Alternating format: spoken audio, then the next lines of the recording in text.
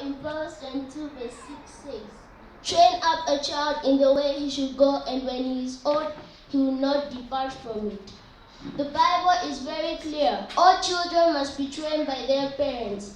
The training is to be done when they are still young. In fact, children learn directly from their parents. They train us.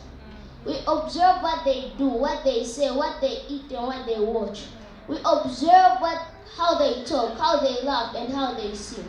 Church, how can parents ask us to pray when they don't know how to pray? How can they tell us not to watch bad movies when they like them? How can they teach us how to behave in church when they are the ones who gossip in church and sitting outside during worship? We are trained by what we see from our parents. Please, parents, guardians, allow us to learn from you. Be good examples to us. Amen. Train us from home and not from school. Train us from home and not from the deacons at church. Amen. Train us and we will not disappoint you. Amen. Remember, we are the future deacons and elders. Few years from now. Amen.